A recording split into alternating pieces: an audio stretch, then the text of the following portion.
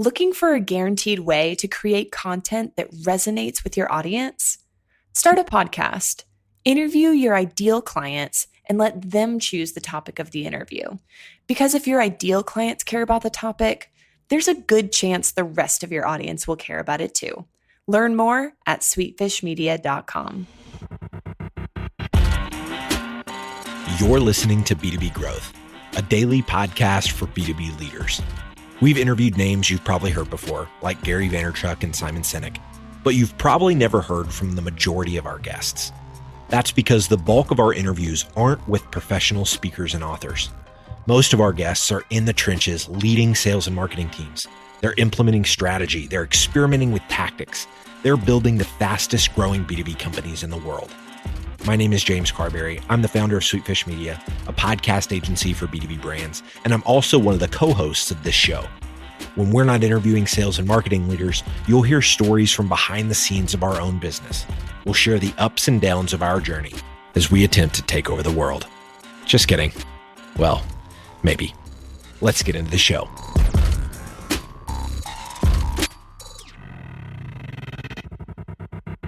Welcome back to the B2B Growth Show. I'm your host for today's episode, Logan Lyles, Director of Partnerships here at Sweetfish Media.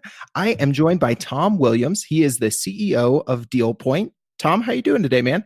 Really nice to talk to you, Logan. Thanks for having me on.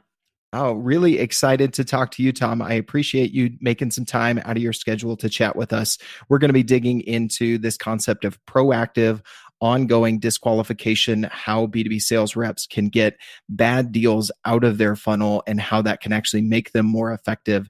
And I'm really excited to dig into some of the takeaways you have there. Before we do that, I'd love for you to share with our listeners a little bit about your background and what you and the folks at DealPoint are up to these days. Yeah, sure thing. So I've been a sales and marketing guy for 20-something years.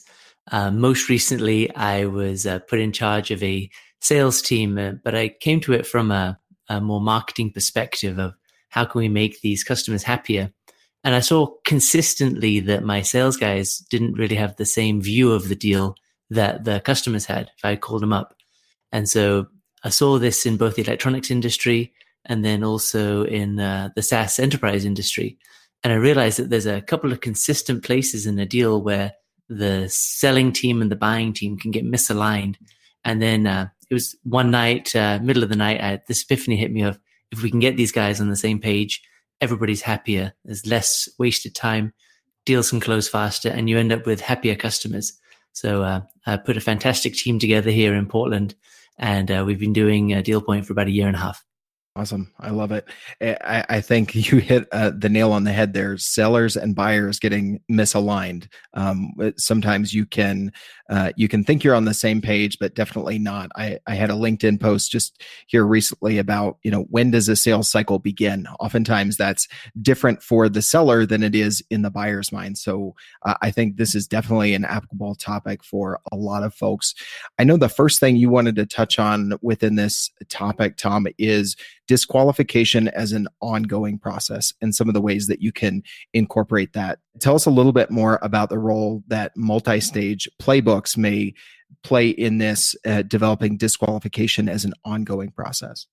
Yeah, sure thing. The observation I've had is that any good sales process, there's discovery, of course, and then there's always going to be a qualified checkbox at the end of that discovery. Mm-hmm. But where I think a mistake is made is it's like the discovery is some kind of eternal stage where once you are anointed as qualified, it can never change. But, of course, that's not the situation. So what we like to see is more qualifiers based on what stage you're at in the deal. So say you have a year-long deal, look at a model deal that goes according to pace and see are there any consistent markers at, say, every month or every quarter, where should that deal be now? And use those as ongoing qualifiers. So if they're not hitting those stages, it's a lot easier for reps to let go. At the beginning, you might say, have we identified the economic decision maker? Yes, we have. But that's a far cry from, let's say, month 9. Really, you should be able to say, I've actually spoken with that person and they've agreed that they're the economic decision maker. Those can be two very different things. or maybe I've identified the pain versus 3+ decision makers have signed off on the value model.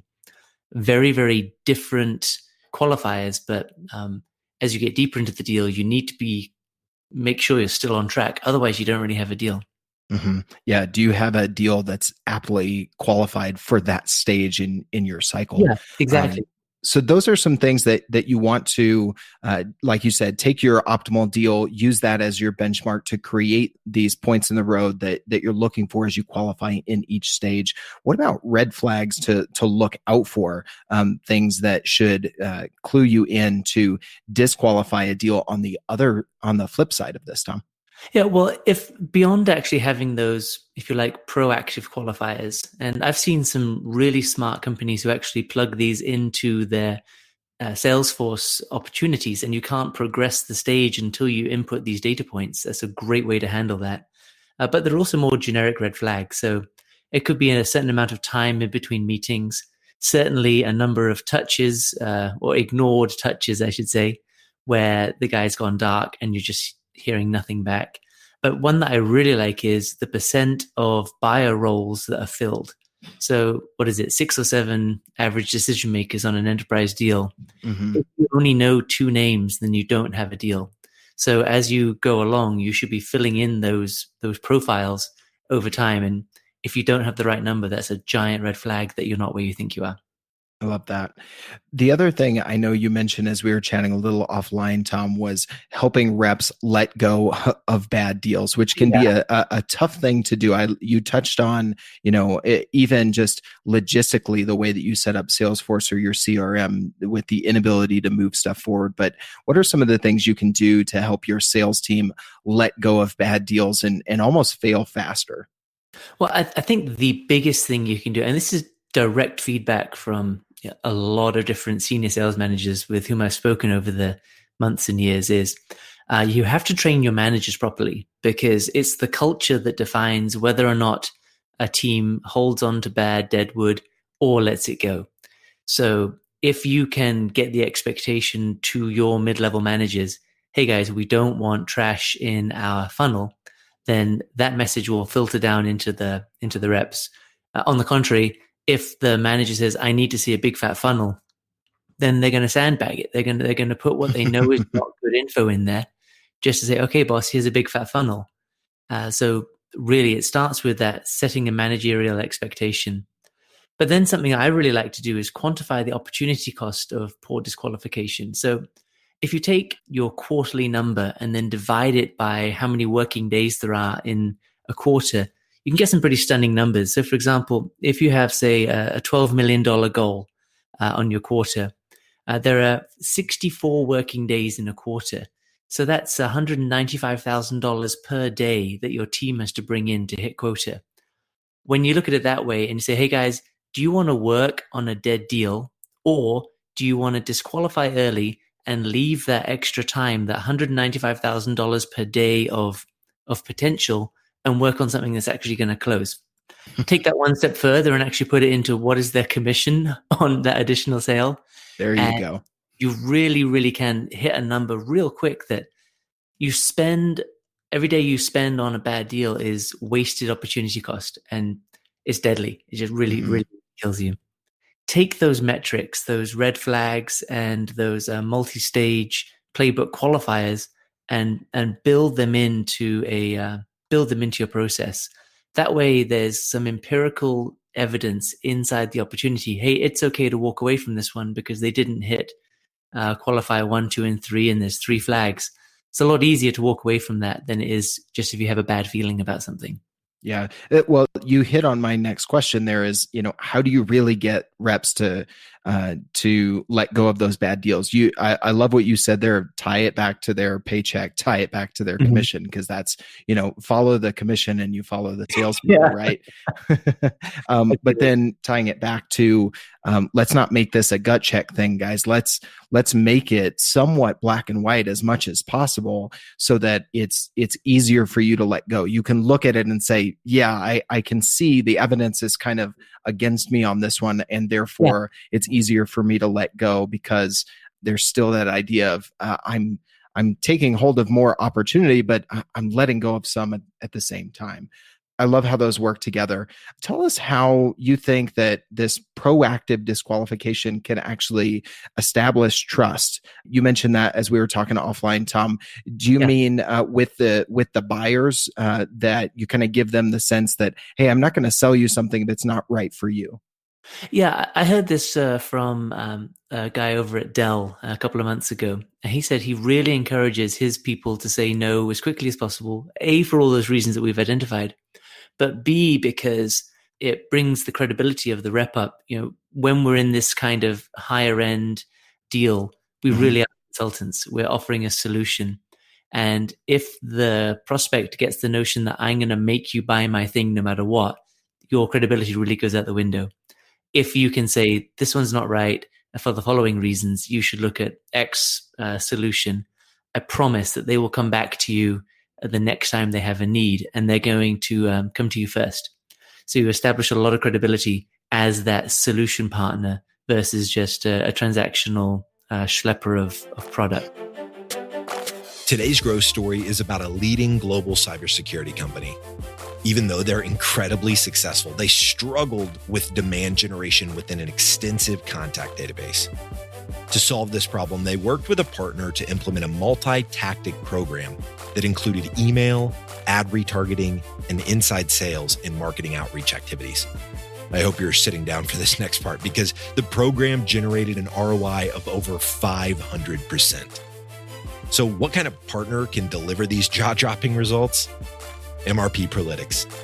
MRP Prolitics is an insights-powered account-based marketing platform with streaming predictive analytics baked into its core.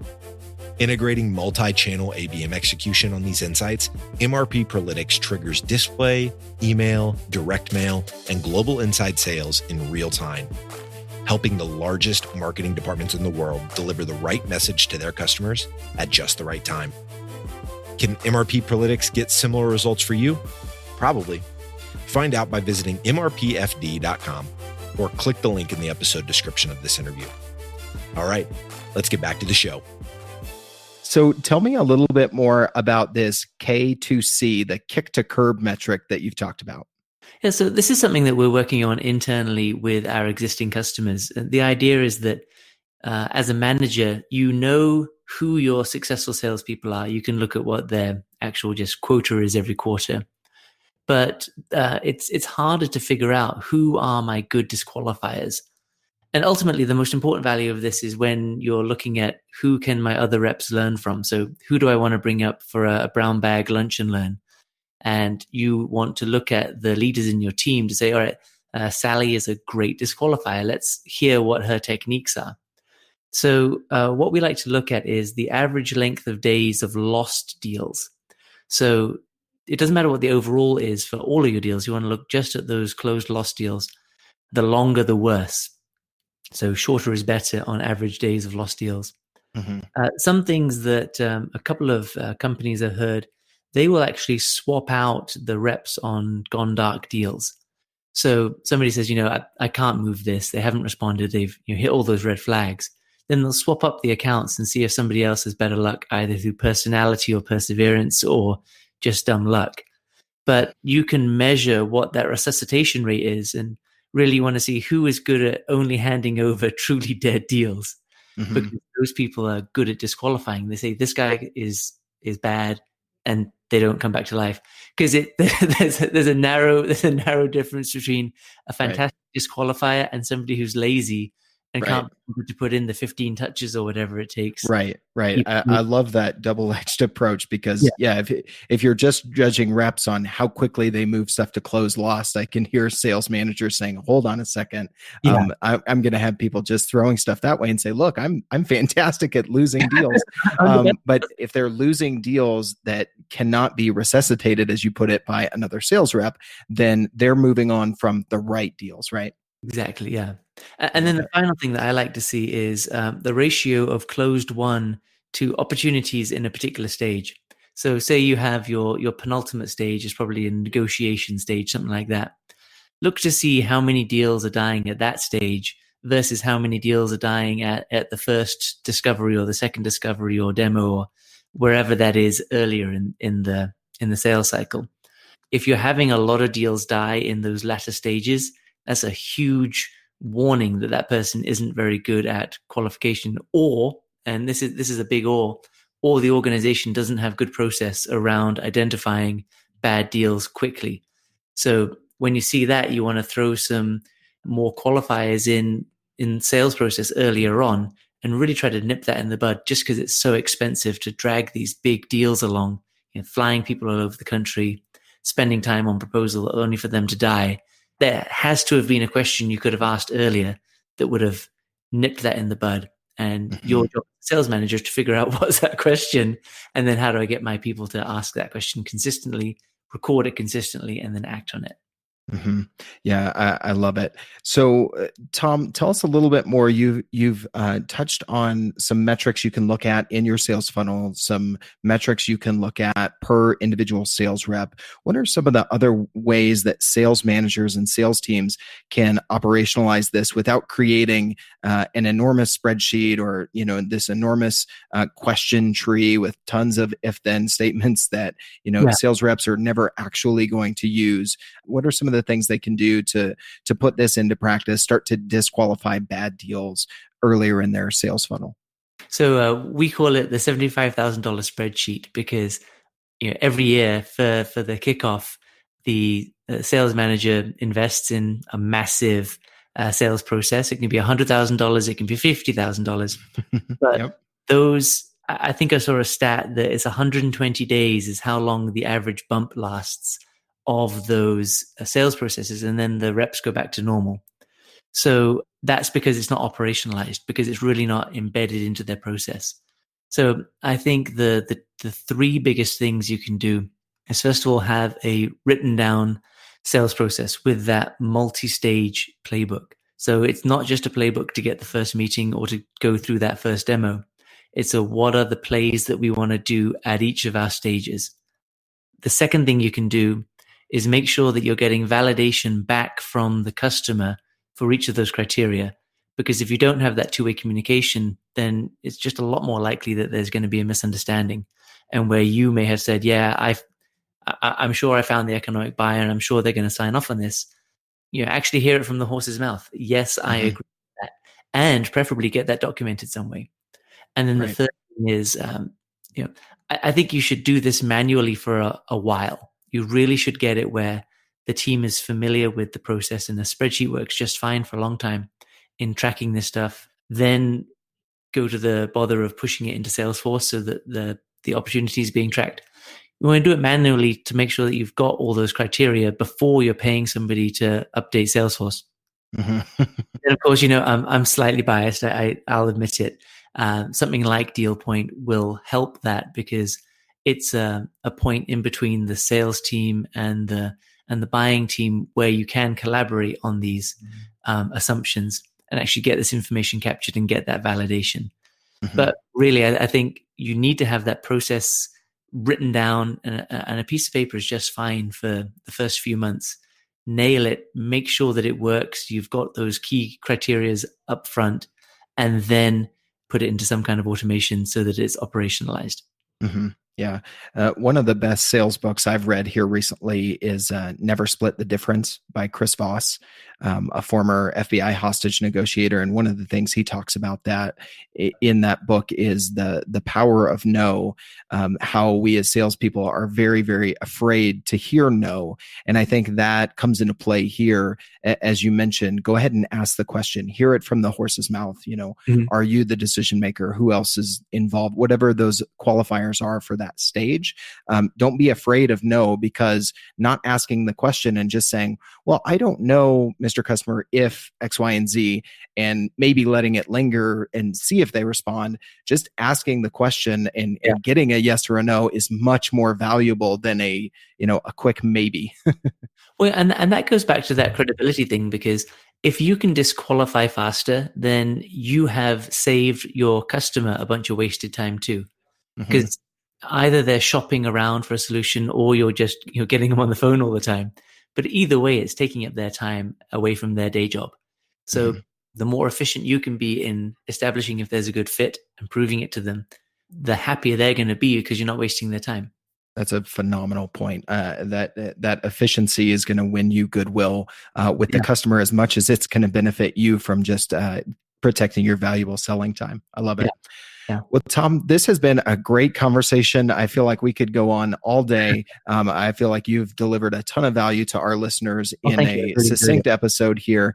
If anybody listening to this, Tom, would like to stay connected with you, ask any follow-up questions, or learn more about you and the company DealPoint, what would be the best way for them to reach out or find you somewhere?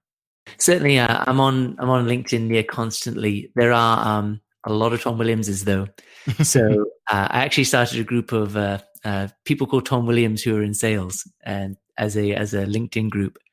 So I'm LinkedIn. I'm TDG Williams or you can just look for DealPoint on LinkedIn, or go to dealpoint.io, or email tom@dealpoint.io. Those are the options. I love it. Well, Tom, thank you again for being on the show. Thank you very much. I really, really enjoyed it. And thanks for doing the service. I've really enjoyed the podcasts from other people and got a lot out of them. Absolutely. Thanks, Tom. Okay, thank you, sir. Digital marketing agencies have a tough job. You have to stay on top of the latest marketing strategies for your clients and your agency. What if there was a way you could address both at the same time? Imagine your agency putting out content with greater quality and quantity. Envision bringing your clients a turnkey solution for one of B2B marketing's fastest growing media strategies, podcasting. You know, all those clients asking for your help with their account-based marketing efforts? Picture being the first to bring them the idea of content-based networking, showing them the proven strategy for breaking into their most coveted accounts. Here's the concept. Sweetfish Media is looking to work with a limited number of innovative agencies interested in a new partnership model. We produce a podcast for your agency. You introduce the power of podcasting and Sweetfish services to your clients. Everybody wins. Learn more at sweetfishpartners.com.